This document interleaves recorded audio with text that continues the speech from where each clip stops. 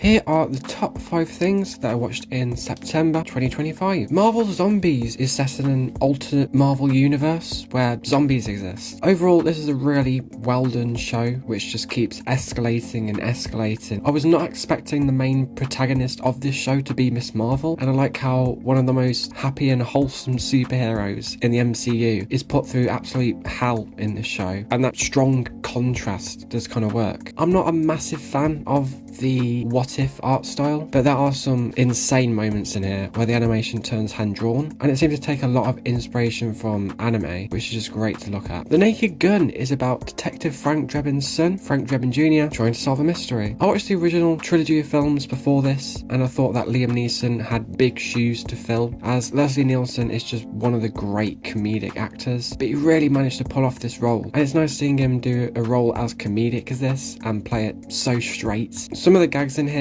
rival the Leslie Nielsen stuff in my opinion, and I just love how visually creative they can get with some of the gags. Dexter New Blood is basically Dexter season 9 and follows Dexter hiding out in a different place with a different identity. I've been catching up with Dexter over the past few weeks as I've heard nothing but amazing things about Resurrection. I know people hate this season, mainly for the ending, but looking at the season as a whole, I think it's really great. The whole conflict between Harrison and Dexter is really interesting, and you get why Harrison is as torn up as he is over the course of this thing, as he just grew up without a father figure. Clancy Brown plays possibly the third best Dexter villain, next to the Ice Truck Killer and the Trinity Killer, and the new snowy setting kind of makes for a more darker tone compared to the bright, joyful surroundings of Miami that we had for like the past 8 seasons. Weapons is about a bunch of kids who go missing at a very specific time in the morning. This is just an amazing mystery horror directed by Zach Cregger, who did one of my favourite films of 2022, Barbarian. This film might have overtaken it. I like how it has this hyperlink approach to it and focuses on one character at a time, and how all these events overlap, which makes for an even more satisfying ending as all these plot lines collide. The jump scares are really effective, but also really fun as well. There's one in the basement at the end of the film that got me, but it also kind of made me laugh,